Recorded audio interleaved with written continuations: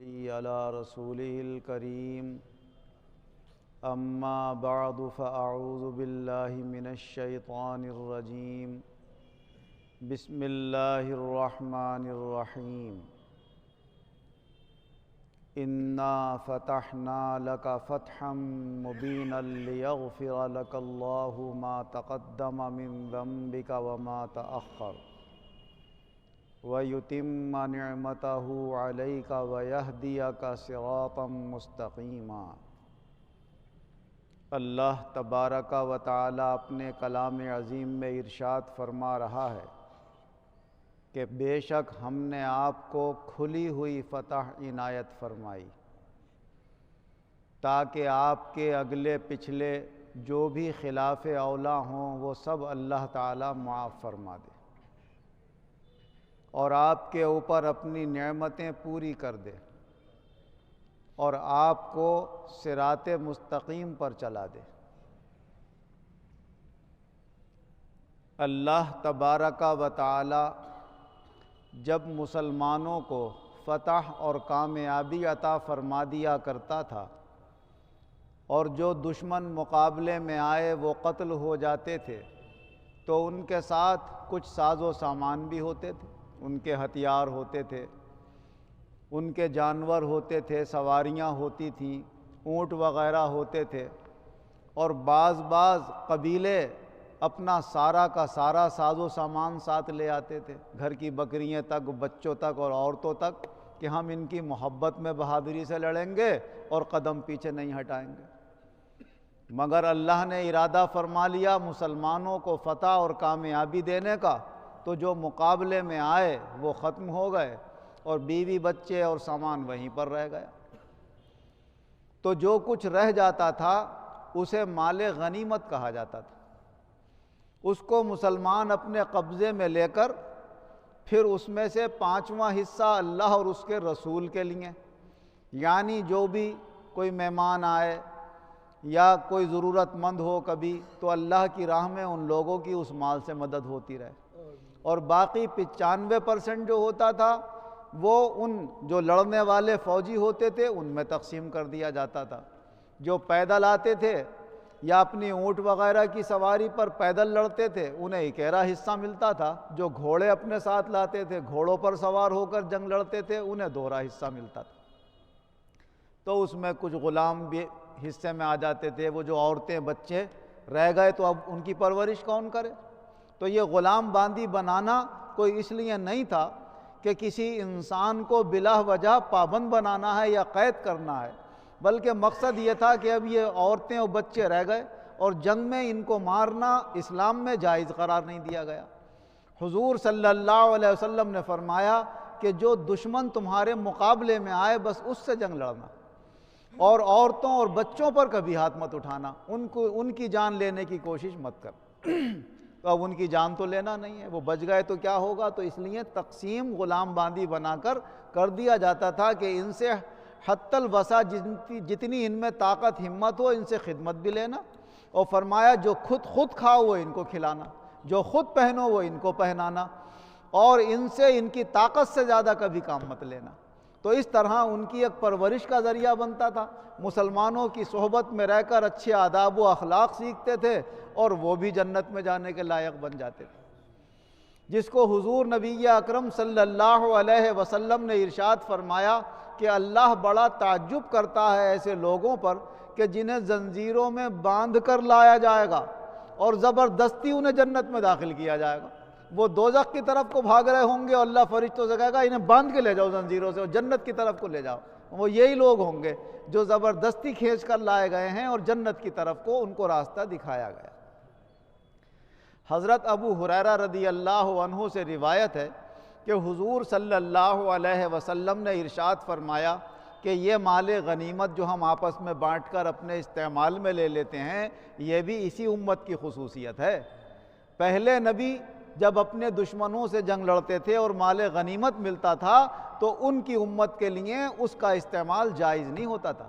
بلکہ وہ سارا مال غنیمت جو بھی ہے علاوہ انسانوں وغیرہ کے جانوروں کے علاوہ تو سونا چاندی روپیہ پیسہ جو بھی ہوتا تھا اسے ایک جگہ ڈھیر لگا دیا جاتا تھا۔ آسمان سے ایک آگ آتی تھی اور اس کو جلا دیا کرتی، اور یہ اس جنگ کی مقبولیت کی نشانی بھی ہوتی تھی، اور یہ کہ سب لوگ اس میں جتنے ہیں سب نیک نیت ہیں، اللہ کی رضا کے لیے کام کرنے والے ہیں، اس کا ثبوت ہو جایا کرتا تھا وہ۔ اور اگر اس میں کسی نے کوئی خیانت کری ہے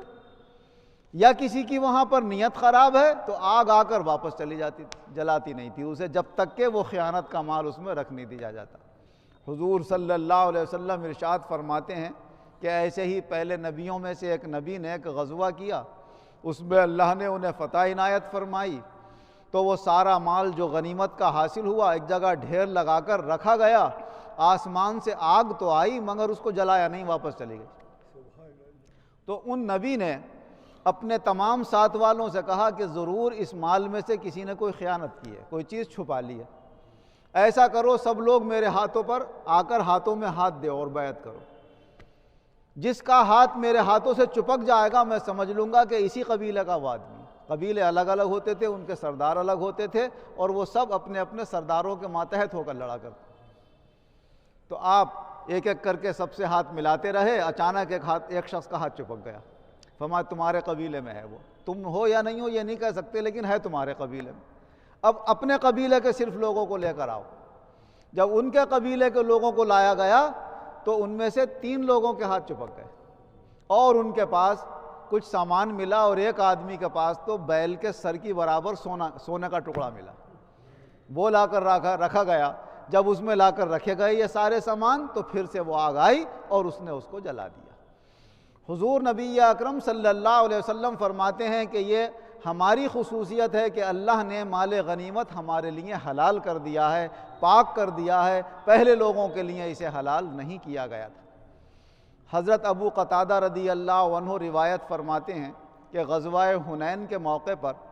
ایک دشمن اسلام مسلمان کو مارنے کے لیے اس کے اوپر چڑھا ہوا تھا، کہ میں پیچھے سے آیا اور میں نے تلوار اس کے اتنی زور سے ماری کہ اس کے رگ کے اوپر پڑی، گردن کے پیچھے، اور وہ ایک دم اس کو چھوڑ کے گیا، مجھے چپٹ گیا، اور اتنی زور سے دبوچا کہ میں سمجھ گیا جیسے آدمی کی جان نکلتی ہے، وہ زور لگاتا ہے، اس کی وہ کیفیت ہے، بس تھوڑی دیر میں گر پڑا، وہ اس کا انتقال ہو گیا۔ کہ جب جنگ ختم ہو گئی اور حضور صلی اللہ علیہ وسلم نے لوگوں کو بٹھال کر فرمایا بھائی اگر کسی کے پاس یہ ثبوت ہے کہ اس نے اسے اپنے ہاتھوں سے قتل کیا ہے اور اس کا جو کچھ ساز و سامان ہے تو وہ ساز و سامان اسے دے دیا جائے گا جس نے قتل کیا ہو، مقتول کا جتنا سامان ہوگا۔ تو حضرت ابو قتادہ فرماتے ہیں اس کے پاس کافی ساز و سامان تھا اس آدمی کے جس کو میں نے مارا تھا، تو میں کھڑا ہوا یہ سوچ کر کہ لاؤ میں کہوں حضور میں نے مارا ہے اسے، مگر کھڑے ہو کر پھر میں سوچنے لگا گواہی کون دے گا میری، یہ سوچ کر میں پھر بیٹھ گیا۔ حضور نے پھر اعلان کیا بھائی جس نے کسی کو اگر مارا ہو اور اس کے پاس ثبوت ہو تو وہ کھڑا ہو۔ کہتے ہیں میں پھر کھڑا ہوا، پھر یہ سوچا گواہی کون دے گا۔ پھر جب تیسری بار کھڑا ہوا یا چوتھی بار تو حضور صلی اللہ علیہ وسلم نے فرمایا ابو قتادہ کیا بات ہے، بار بار کھڑے ہوتے ہو بیٹھ جاتے ہو، کھڑے ہوتے ہو بیٹھتے ہو۔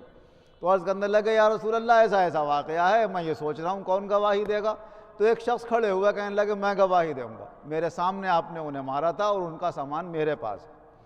لیکن میں درخواست کرتا ہوں کہ وہ میرے لیے حلال کر دو، میں لے لوں وہ سامان۔ تو حضرت ابوبکر صدیق رضی اللہ عنہ فرمایا اچھا